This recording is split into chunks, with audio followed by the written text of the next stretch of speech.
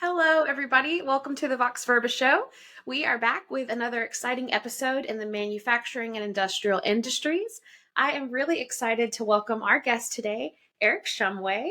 Eric is the Senior VP of Business Development at ISC. He is a seasoned professional with over 30 years in the industry. He has a broad knowledge of components, yet it's from a very technical perspective. And he has a proven track record of driving sales growth and expanding business networks. This it started from his previous experience at Vexos, where he significantly boosted ISR growth. Eric's expertise in organizational leadership, sales, and marketing, uh, and specifically the in-depth knowledge of custom overmolding solutions makes him a valuable asset to ISC's ambitious growth plans. Thank you so much for being here today. I'm really excited to chat with you. Nice to meet you. Thank you. I'd love to start with a snapshot. Could you tell me a little bit about yourself and your organization and the role it plays in the industry? Sure. You gave me a nice intro on that. I've been in the electronics manufacturing industry since, 30 plus years. I guess I'm closer to 35 now. And with ISC, we're a custom manufacturer of cable harnesses and box build assemblies, heavily skewed towards defense and aerospace. And so my electronics manufacturing background was a natural fit with ISC. That's wonderful. So, in that, you told us a little bit about ISC. Can you tell me a little bit more about your place in the marketplace, but also maybe your addition primary services or products? Sure.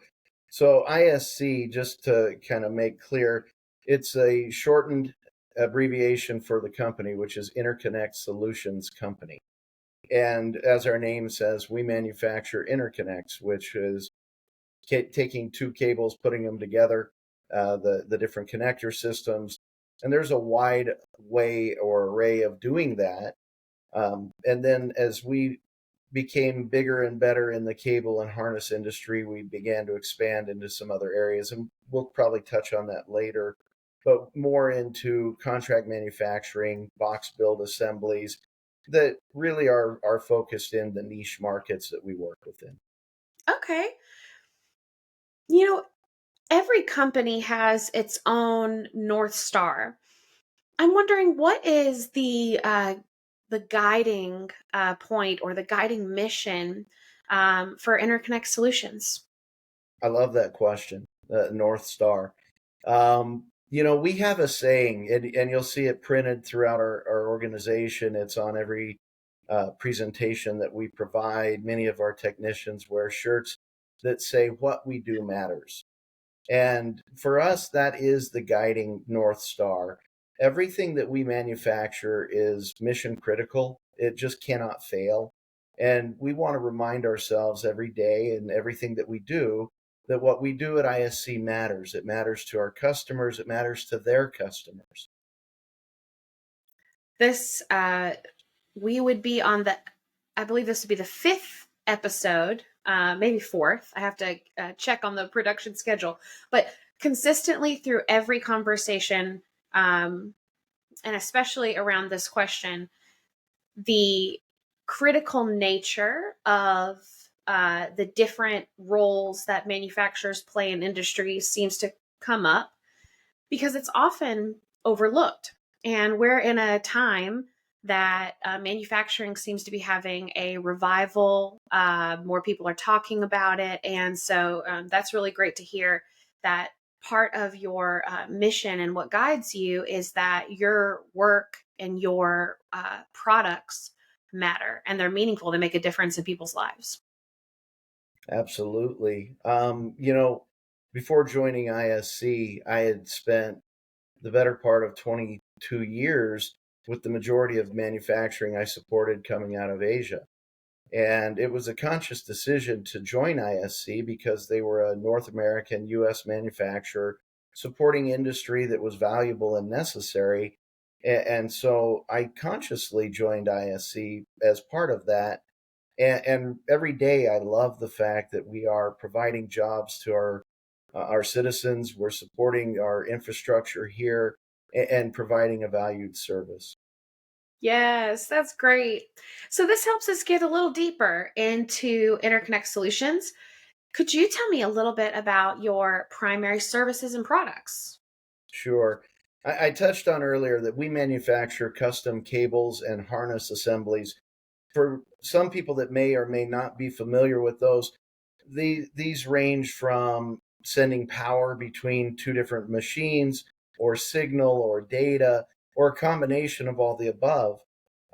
So we manufacture these from relatively simple cable assemblies to incredibly complex harness assemblies that are running nuclear submarines, running, fighter jets, or different defense products. We actually have built the cables that are used as an umbilical for power to launch the Artemis 2 rockets on the launch pads, and many launch pads actually.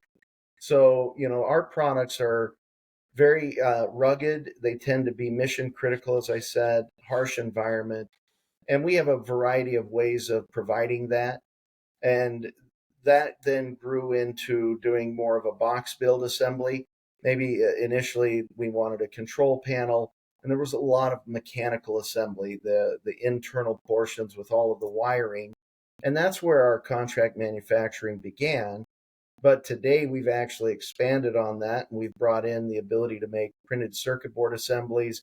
So we've really become a vertically integrated company to support the defense and aerospace and medical industries. Incredible.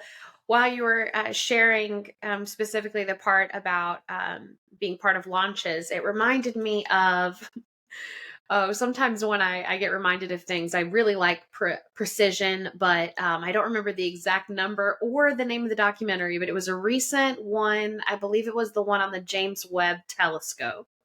And it was talking about the number of failure points and how I think it was over 300 failure points. And so I was thinking about how it goes back to that mission critical concept that this, is a failure point and it's got to work, or the mission is a failure. Can I give you an example? Absolutely. So we build, as I mentioned, nuclear submarines. So we do a number of cables that are used in different class of submarines. But in this particular case, these cables have over 2,600 different unique contact points. And each one of those has to be tested. And this cable has to be done in such a way that literally every little micro inch is being tested or measured to ensure that nothing has been missed. In that testing process, it takes 24 hours. And if that test is interrupted, you have one more opportunity, even if it got interrupted again and you proved that the cable was good. So Oh, precision, consistency, the ability to do repeatable, those are the hallmarks of what make ISC uniquely different, but and also why, the defense industry and the aerospace industry are coming our way as fast as we can basically take them on. that's fascinating. It makes me wonder, and you've touched on this a little bit, but I'm curious in what ways, as you've responded to the marketplace, um, how have you expanded your services, maybe branching out into secondary or complementary services and products? So, we as a company, we've gone through a massive evolution over the last 4 years. Just to kind of give you a little bit bigger picture on ISC. ISC is really now an amalgamation of four smaller mom and pop type organizations, but they were systematically approached. We looked at all of the things that we wanted to be when we grew up and said, we want to be able to do overmolding. I want to be able to provide an ingress protection that is above and beyond the norm in our industry. I want to be able to build certain product in house that can't be done elsewhere, like spinning up custom bulk cable that I use in a big umbilical cord to launch a Boeing, rocket. I wanted to be able to be electronically integrated, and so the ability to do printed circuit board assembly in house. So each one of these acquisitions that we made addressed one of those points, And as we've brought them together, professionalized the organization, we've created an organization that is uniquely different than what's out in the industry. We are more vertically integrated. We have capabilities under one roof that provide a streamlined supply chain to these very mission critical products and customers. Wow, I love to hear the different ways that organizations are able to grow and respond to needs, and really ask. It makes me think of appreciative inquiry. This idea of asking what's possible and dreaming and then designing and making that happen. What a journey! It kind of feeds into the next question. Could you share a little bit about your company's history and the journey along the way? Absolutely. If it had started 1 year earlier, it would have been a great year. But the company and its foundation started in 1971. That was one of those pieces. And that group really grew into being a great box builder, mechanical assemblies, complex harnesses. Another piece a little bit later down the line, brilliant engineer, he started a company called ISC Engineering, and their specialty and focus was really in the overmold. They manufactured their own tools in house, became industry experts when it came to how you seal a product while also making it aesthetically pleasing. And so those were the first two that came together to form what we now know as Interconnect Solutions Company. The next integration was of a small manufacturer up in the Valencia area of California that manufactured unique cable, had machines that were able to spin unique cable assemblies.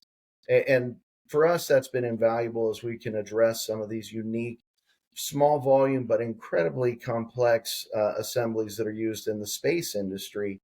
And then lastly, as I mentioned, adding printed circuit board assemblies, that was part of the technology roadmap. We had identified 3 years earlier exactly where we wanted to be, and adding that gave us another great addition to the family.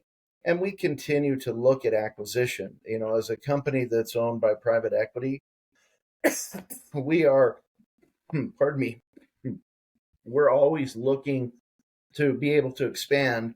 Sometimes it's for a particular technology. Other times it's to become a little bit more regionally located. And so we're working that model as well. We've got a number of things that are exciting, and we look forward to the next year with those in mind.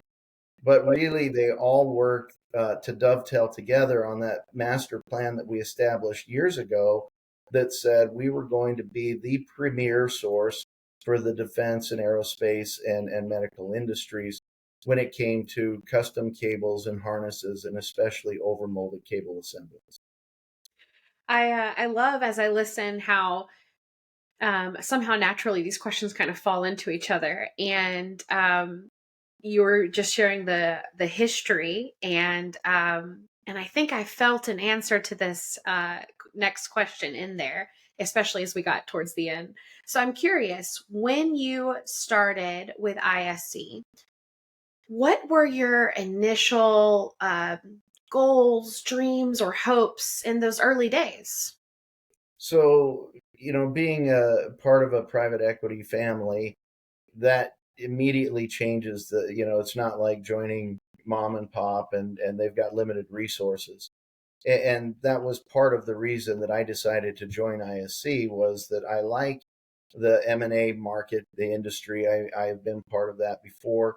I enjoy growing something from little, taking, yeah, let me back up a little bit. I grew up in a small mom and pop shop, and my father owned a electronics manufacturing company that made membrane switches, and I grew up doing that from the time I was little.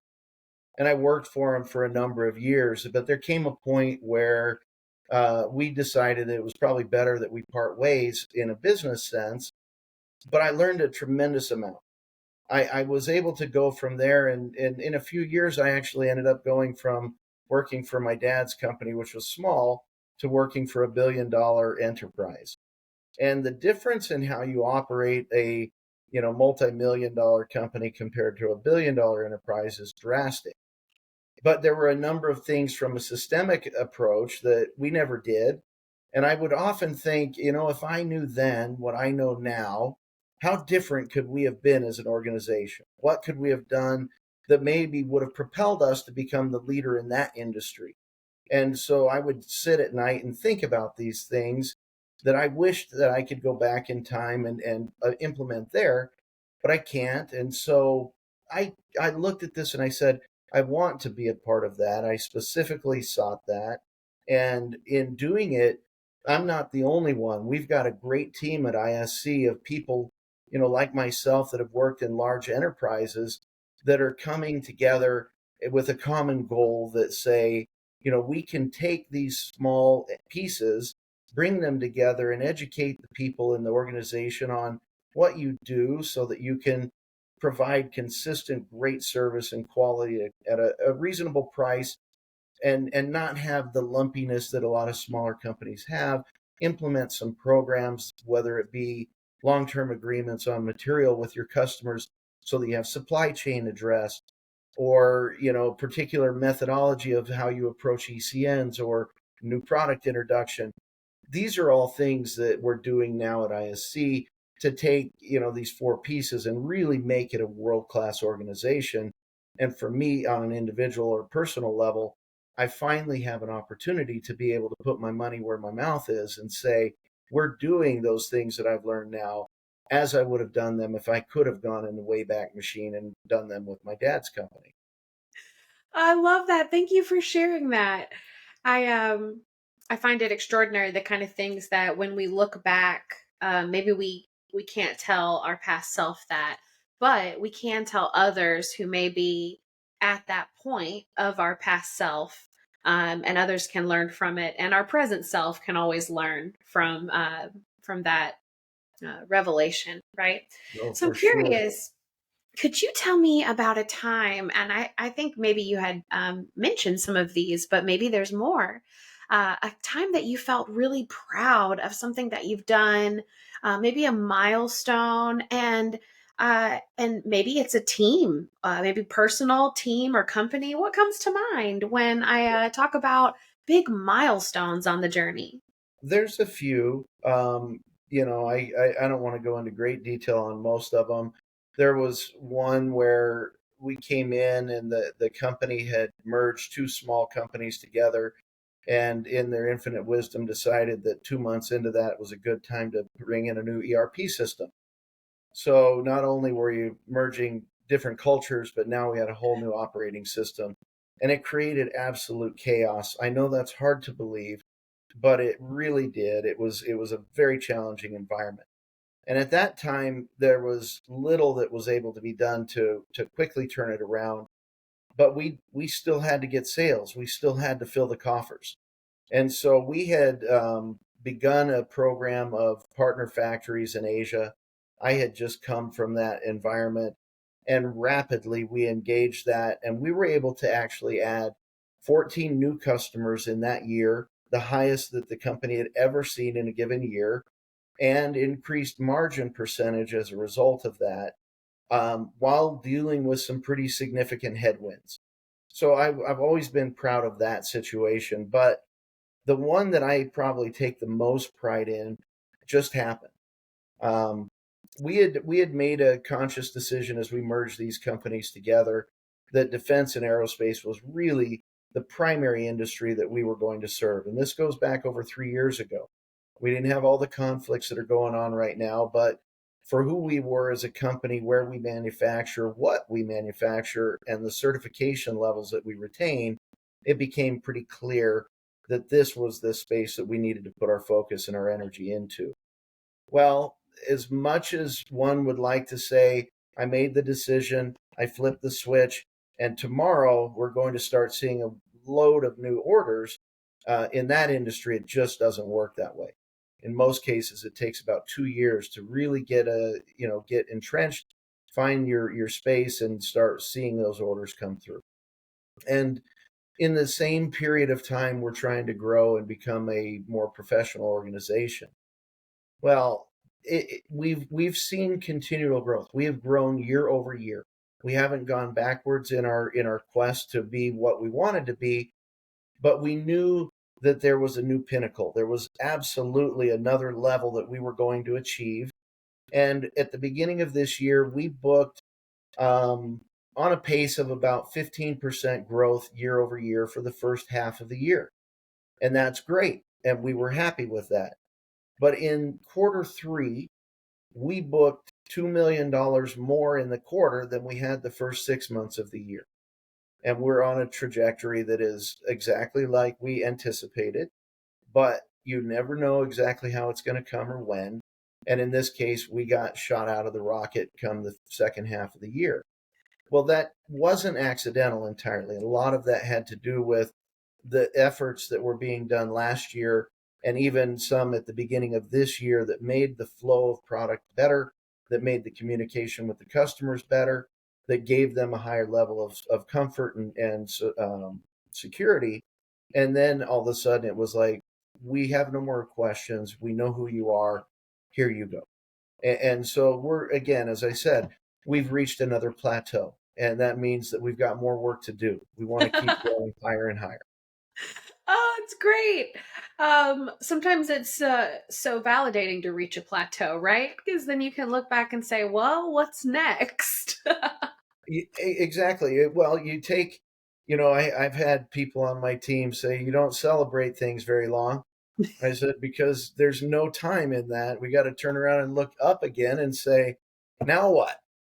Yes, yes. Okay, But we do take a minute to smell the roses. It was that's very right. sweet. And I was incredibly proud of my team and all the hard work that they put in. That's really exciting. Congratulations to you and your team on that.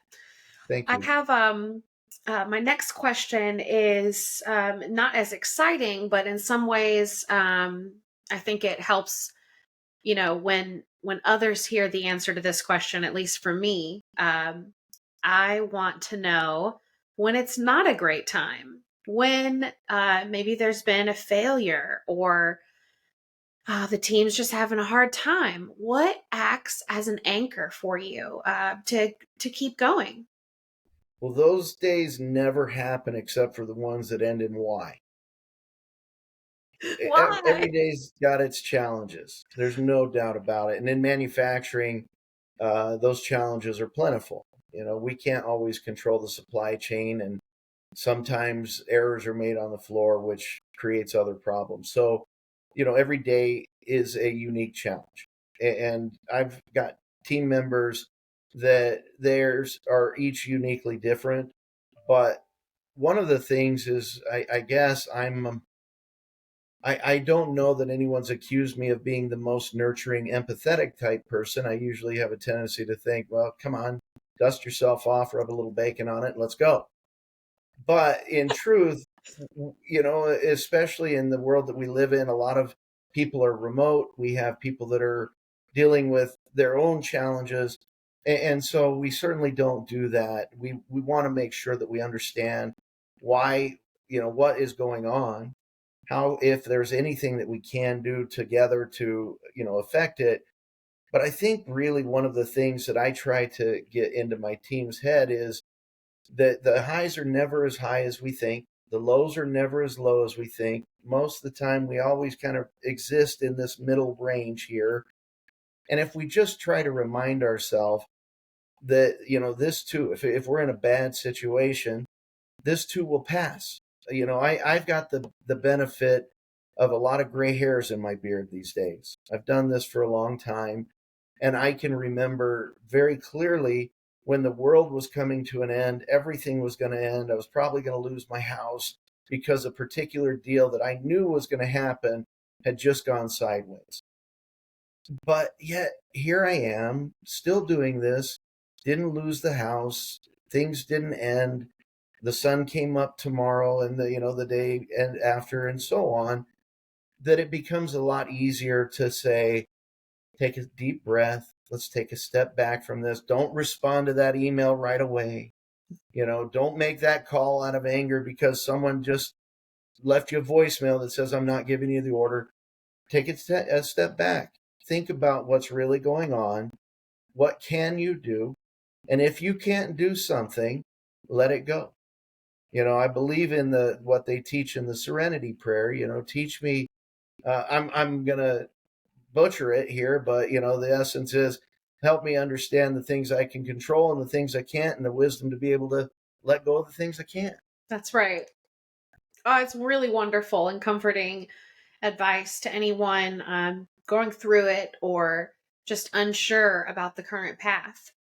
When you've been in an industry for a while, you start to see common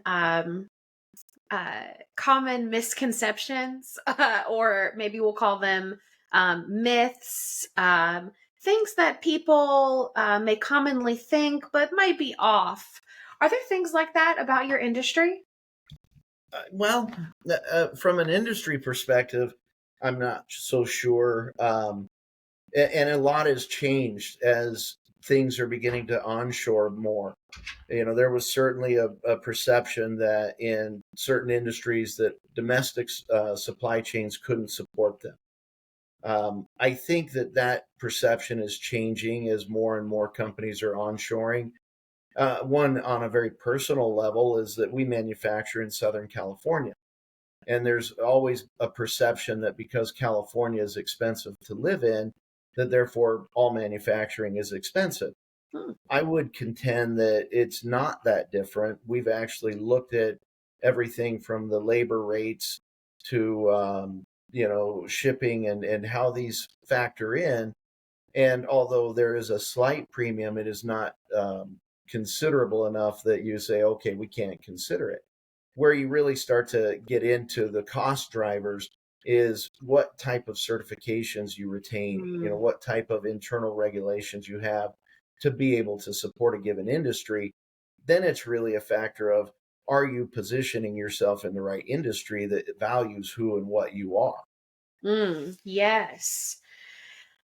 When you think about interconnect solutions and what makes it special, its unique strength, what comes to mind?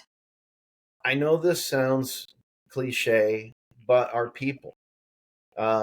You can have an organization with all the equipment in the world that does really remarkable things, but if you don't have the right front end support to develop your work instructions and your travelers and how to make a particular part repeatable, you're setting yourself up for failure. If your engineering wasn't done well or correctly, you're setting yourself up for failure.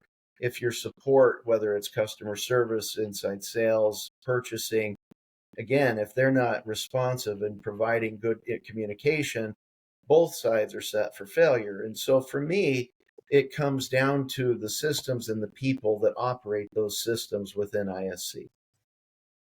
I love to hear that. And even though people might say it's the people, that's cliche, what it makes me think of is that the people that come together for something, it's never a mistake. Those people are attracted to that group and to that mission for a unique and compelling reason. And so it goes back to that mission. That what you guys do matters. And so your people are on a mission that matters. And I think that makes a huge difference in how people interact with you. For sure. And I know that the customers perceive that as well. We have, because of the industries that we support and the type of programs that we're on, it is commonplace for very high powered people to be in our facility on a regular basis. And, we've had military colonels that have been in our facility because of a particular program. And the consistent thing that we hear is how pleasant it is to work with our team because everyone gets along. And that's not entirely true. Not everyone gets along every day. It's like family. You're going to have conflict, but the way that you conflict is different. It's not chaotic. It's not all over the place. It's like a motor. Yes, there's friction, but harnessed friction gives you power, and chaos gives you, unharnessed gives you chaos. So we take that and we figured out, how do we communicate with each other? How do we support each other? Because at the end of the day, whatever we do is to support our customers. And, let's face it, it's to make money because we're a for profit company. And we know that that's how we continue in doing this. Absolutely. In today's conversation, what have we left out that people need to know, or anything that you'd like to share about Interconnect Solutions, or about yourself or the journey, anything? Well, I'm good with me. I don't think anyone cares enough to hear more about Eric. The company, it's interesting. We get a lot from very large corporations, in the defense industry. How come I haven't heard of you? And the answer is because I was four different names until with some of them until early this year. But the name Interconnect Solutions Company, or ISC, is starting to get some cachet. We definitely have been able to make inroads, and I'd like for anyone that's in those areas to think about us, look us up. I think they'll be duly impressed with who we are and what we can do. We're very committed to the defense, aerospace, and really the burgeoning space industry.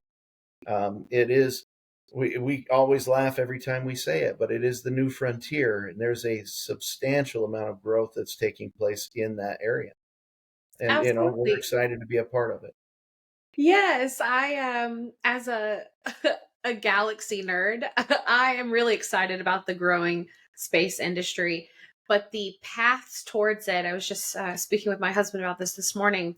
Um, it's all the other transportation based industries that connect and lead us there, right? And so it's aerospace, and even before that, maybe rail, and so we're walking that path, and it's exciting to be on. Yeah, it's what's fun with the space industry, since you're a fellow space enthusiast. We almost monthly there is something else that we take a look at where we begin talking to that no one in our company has ever considered, thought about, even realized that it was feasible. And things like space Uber, moving satellites on command by contract. What? But it's there, and we're building parts that go in it. That's You know, incredible. Space fueling stations where satellites can refuel. Seriously, this stuff is all happening, and for us to be able to say, "Yep, we're in that," it's great. I'm so glad you shared that. How incredible to hear, and for listeners to hear. And for anyone that's listening today, we have an audience of people in manufacturing industry. And if you're listening and you know someone that would be interested in this show, send it their way. Also, anyone can connect with Eric, or Interconnect Solutions by going to interconnectsolutions.com. In the show notes, there'll be a link, so you guys can have access, and you can always reach out to me, and I will get you guys in touch with Eric and his team. Eric, thank you so much for joining me today. I have loved today's conversation. Learned so much to take home, to my kids, but also to apply at work. And that's why I love these conversations. So thank you again. It's been a pleasure. Thank you, and good to meet you as well. Good to meet you. So that's the end of the show, guys. We'll see you in the next episode.